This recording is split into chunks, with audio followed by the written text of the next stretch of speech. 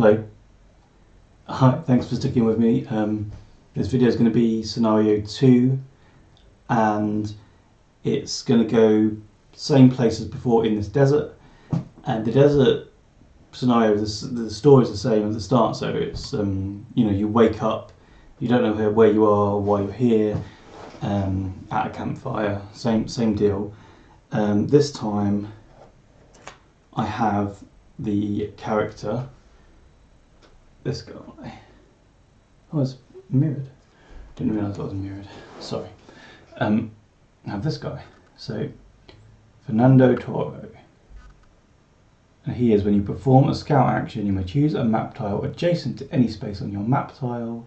At the start of your turn, if every map tile is revealed, you may move 2 spaces. So, I need to reveal everything to get good use from him, but at the start, he's still quite cool because you can scout. I could just scout everything around me without leaving the tile that I'm on, because he can just flip over. Oh wait, is it? No, it can do that. And it's not even once per turn. He can do that as many times as he likes. So that's this guy, Fernando Toro, the Explorer. That's my character. And then I start with these 3 items. So I've got a flint, I've got a wooden shield and a trap. And then I'll put my guy on here, he starts here. And then I just start the scenario, which is just here. And the scenario is Lost in the Wild. And so it is May in 1976. A search for your new campsite reveals no clues as to how you got here or why. Only a torn and faded scrap of paper, too damaged by the elements to read. You'll have to hurry to explore the new area more thoroughly if you're ever going to get home. So, it says when a 3 map tile is revealed, place 1 counter on this card. And when there are a survivor number of counters on this card, advance to stage 2. So that the survivor icon on the card means that it's the number of survivors, just 1 because I'm playing it on my own. So that means that all I need to do is flip over 1 number 3 tile, so any of these number 3 tiles, and then the scenario will go on to the next card. Now I'm not sure if I want to necessarily do that right away because, well, I guess it depends how much resources and things you're building up, and I might want to have a look and try and make it, maybe a shield or something for defense, and build up some stuff on my character before I do it. Now I'll just start straight away by using this guy's ability then. So I can scout any.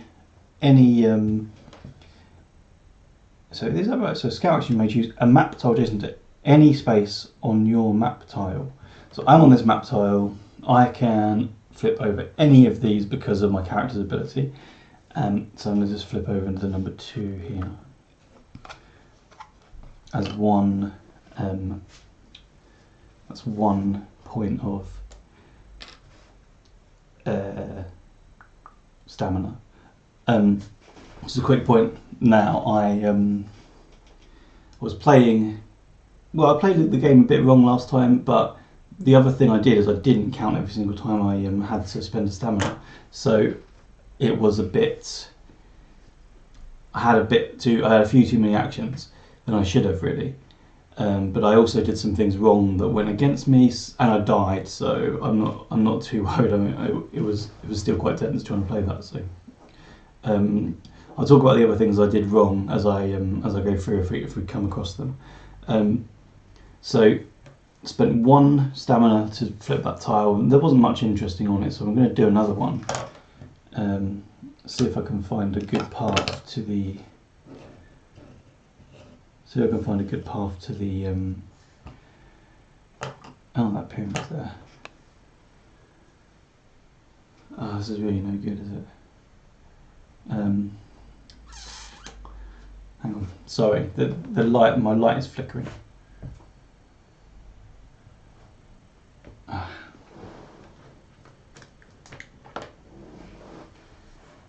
Let's adjust it a bit.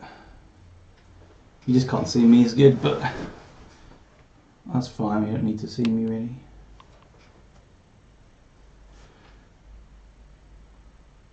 Sorry about that. Okay, right. Carry on. This tile here has got wood and nature or wildlife things for it, so pop those on.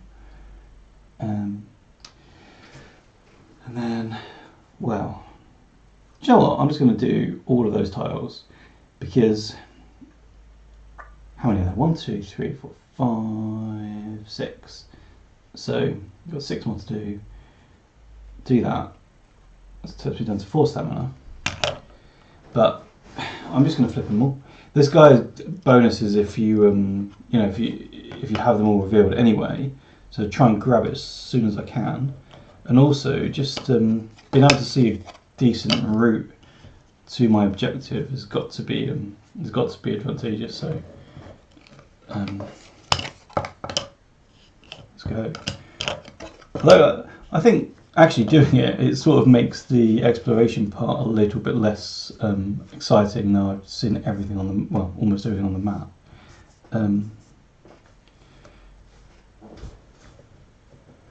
Just look.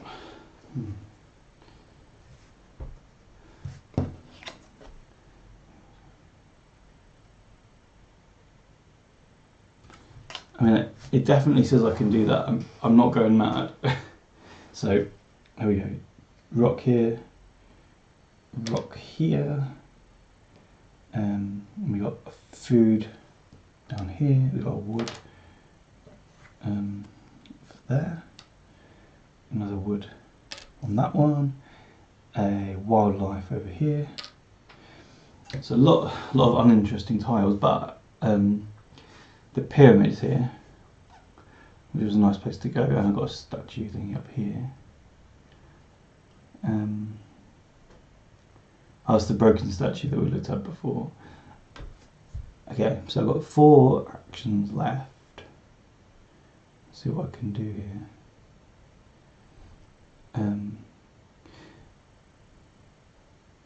Maybe head. I'm going to head out.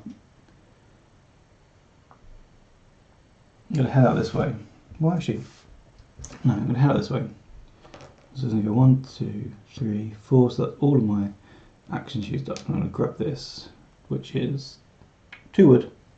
Nice. So go on to the night phase. Let's have a look what happens. So hunger.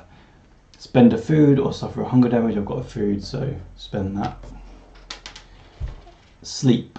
Gain 8 stamina. So I go up to 8 because I used all 12 of mine before. A windstorm replaces wood features, and I've actually collected one, so another tile goes down. And then peril. If I'm not at the fire, then draw a threat. So let's see what we get on the threat. Ambush. Spawn 1 monster in your space. So I've been ambushed by a monster directly straight away, and it's looks like some sort of, okay, that's the lioness that we had last time. Let's have a look. Number 73.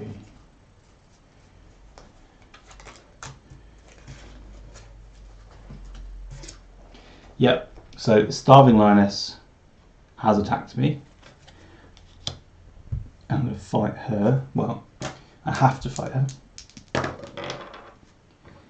And we got no damage to her and no damage to me, and then she's going to run to this space here based on the compass. Right. Okay. So I don't really want to go and fight that lioness right now, and she's happily legged it. So again, I can now reveal both of these to 2 stamina. The little beehive, which I didn't get to go to before, so I'm going to go check that out. So I've used 2 stamina up, and then I'm going to head So here, so, oh, hang on. There's a couple of tokens I didn't put in. So we'll put food there and food there.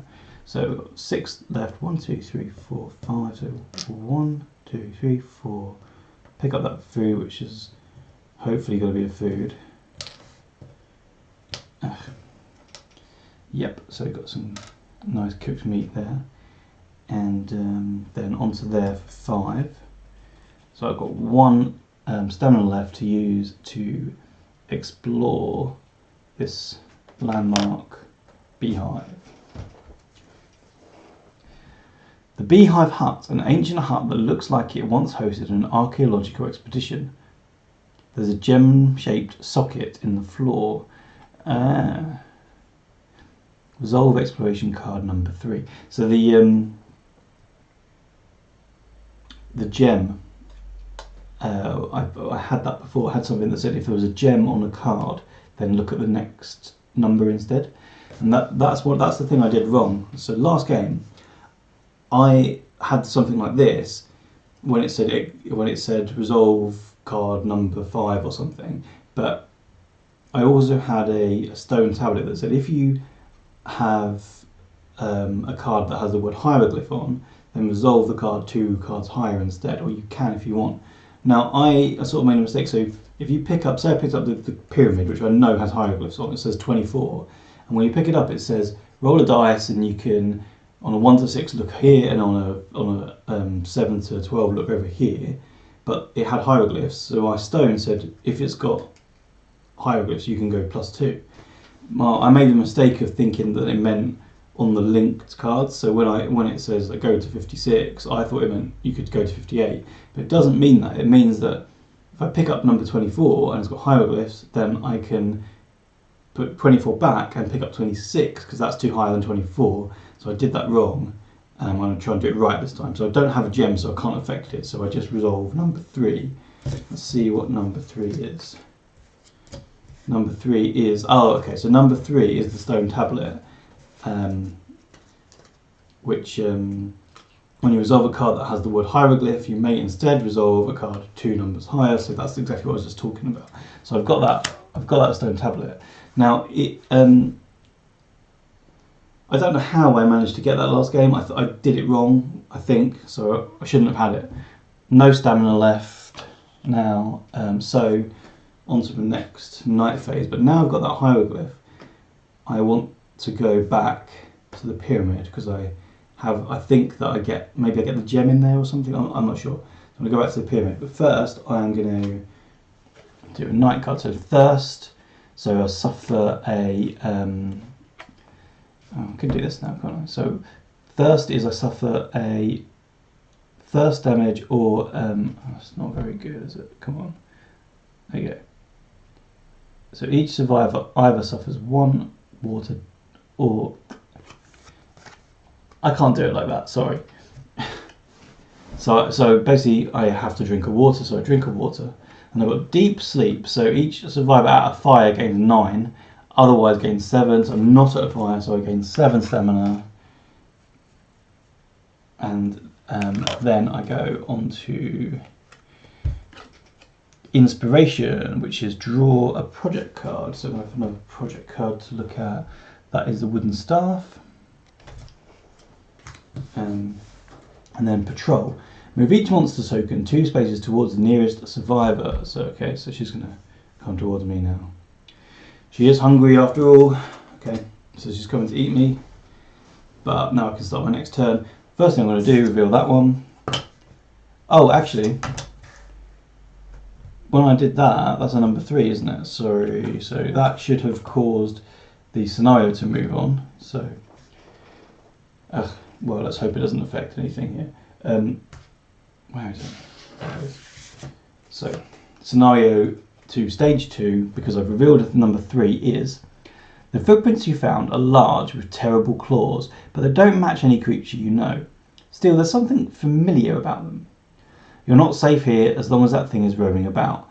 You have to track its movements and confront the monster, and this headache you're developing isn't making your task any easier. Right. So I can do 1 stamina if at a landmark that does not have a counter on it, place a counter in your space. When there are survivor number of counters on the map, spawn a special monster token 86 in the current survivor space. The enemy will lead to the next stage. So I can do that now. I mean, I could just pop a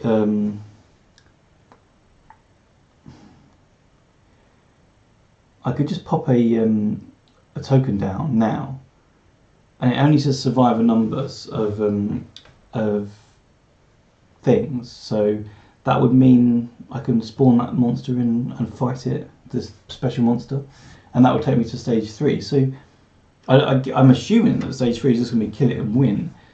So that would be a short game. But what I'm going to do is I'm going to try and get some stuff, build up a little bit of some weapons or something to try and take on the whatever this thing is. So first 2 actions are going to be, as I was saying, to do that and to do this. There we go. So we've got a rock here. We've got food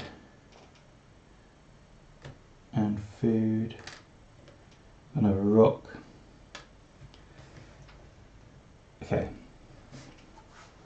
I don't want the rocks and the food. I want to go to the pyramid and get that, whatever I can get from there. So I'll use 2 of my stamina, so I'm down to 5 to flip those, and I can move 1, 2, 3, 4, 5. So down to nothing. And I've got thirst again, so that means I'm going to have to suffer a thirst damage. I don't have any water, and I gain 8 stamina from sleeping, and then a rock slide happens. I haven't picked up any rocks, so nothing happens, and then each monster token moves 2 spaces towards the nearest survivor. So I got up to 8 on my stamina track, and then I move the lioness. So she's going to jump on me, so I'm going to fight the lioness. Please don't be bad. Right, that is a damage to me, no damage to her.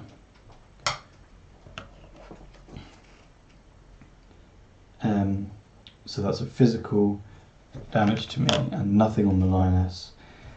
And then she runs away. So she's going to go down here, but she can't, so I get to choose where she goes and put her here. And then back onto my turn. I'm going to explore the pyramid. So 24.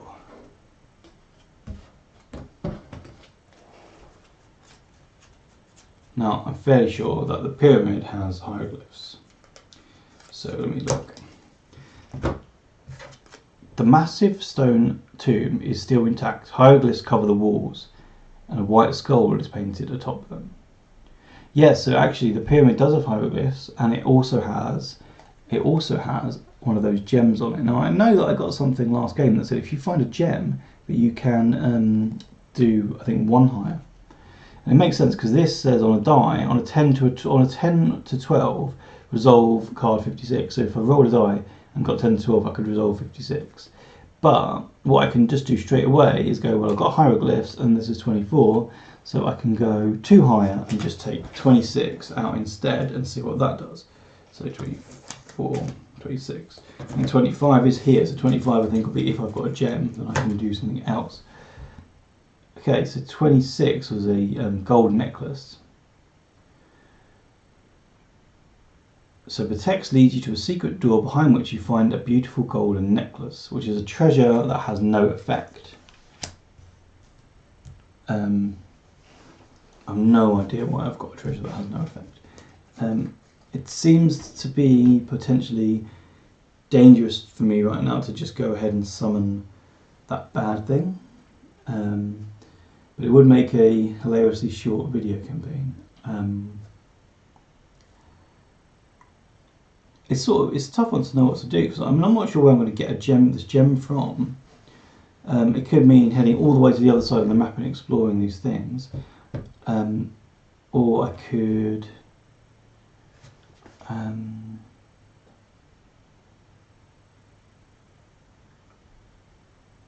could go. Oh, do you know what? I didn't explore, and I found something odd. I found a piece of treasure does nothing. Now I remember actually, if you have treasure, then you could get something out of the statue. Or maybe I should head up to there then. So 1, 2, 3, 4, 5, 6, 7. 1, 2, 3, 4, 5, 6. So, okay, 1, 2, 1, 1, 2, 3, 4, 5, 6. 7. Yeah, I was going to take me 7 to get up to the statue. But yeah, okay, I'll just do that. So, bump up to the statue, down to 0 stamina. And then let's see. I mean, the water source must be on the other side of the map as well. And I need water. I know I'm going to need water soon because it's going to get to the bad nights. So hunger, I need to eat a food or suffer damage. That's good. I can eat a food. Light sleep, so gain 7 stamina, and then each survivor not at a fire draws a threat card. So I'm going to have to draw a threat card. Before I do that, I'm just going to gain my 7 stamina, and then draw a threat card. Okay. Drawn to water. The creatures here need water as much as you do. Move the monster token nearest a water source to that water source. If there are no water sources on the map, move the monster token nearest to you 3 spaces towards you. Okay, so it's going to go towards me. 1, 2, 3.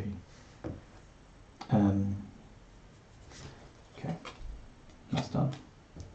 Right, I'm going to explore these ruins. For one stamina. Go.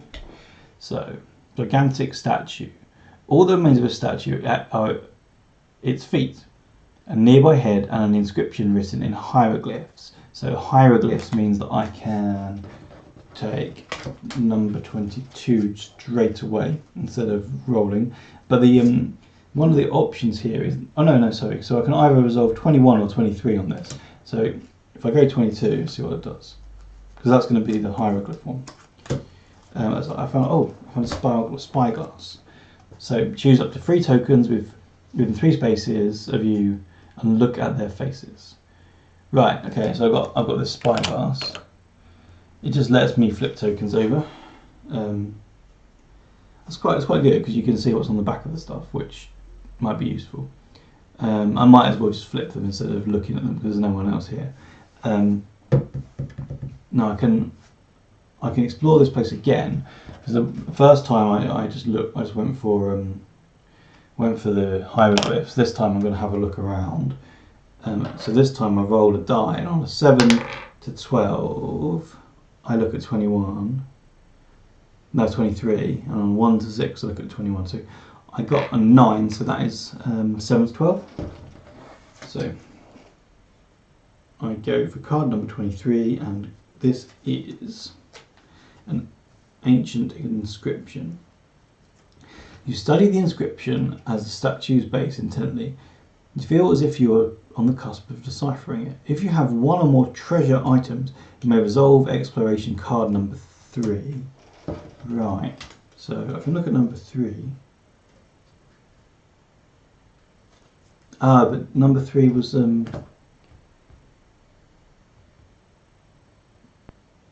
may resolve exploration card 3, and that was stone tablet that I found in the beehive.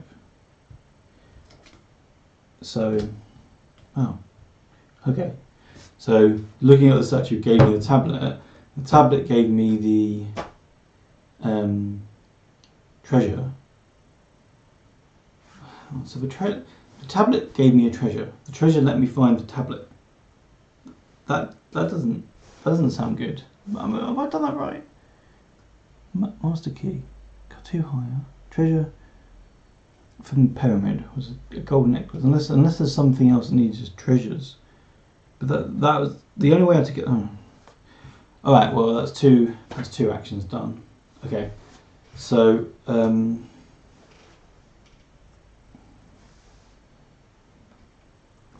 5 left, and I'm just gonna go and book it over here. 1, 2, 3, 4.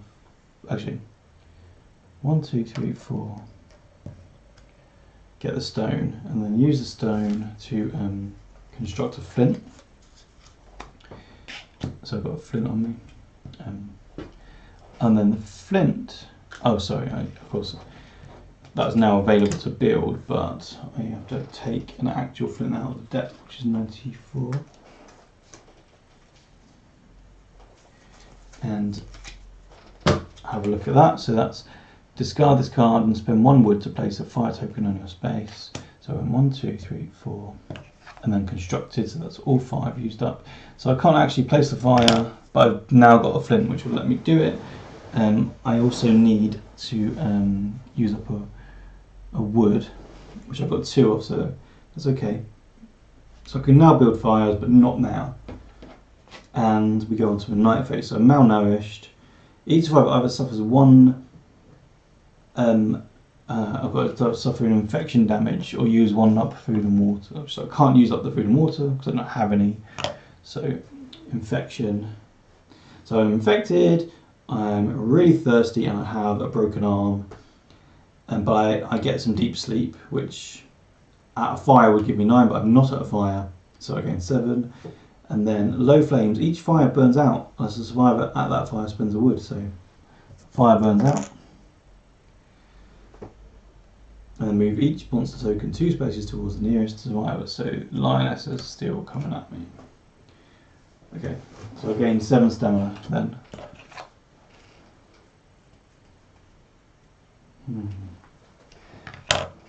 So I want to find this gem is what I want to do. So 1, 2 to get in here, and then I can flip over those 2 tiles for another 2. So that's 4 stamina used up. But there's some things, right? I found the water source, which is nice. There's some more life there by the water. There's some wood, potentially wood. And there's more wood and more wildlife. And we've used up 4 stamina to do that. So down to 3. 2 more tiles to reveal, and I will be able to use my character's other ability, which is to get 2 free movement at the start of the turn. So I've got 3 stamina left, so go 1, 2, and then explore this helicopter. So down to 0, and the helicopter is number 14.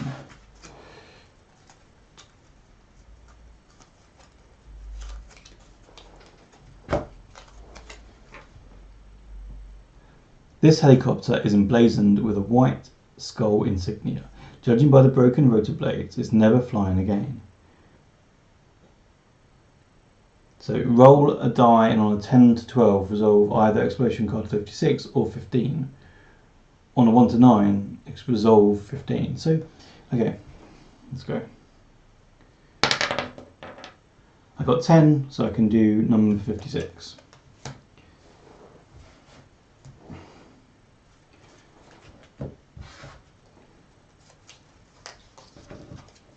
Skull Codebook.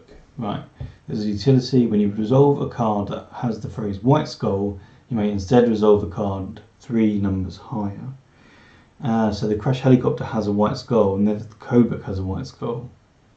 So you can actually use the codebook to do something with the helicopter. Right.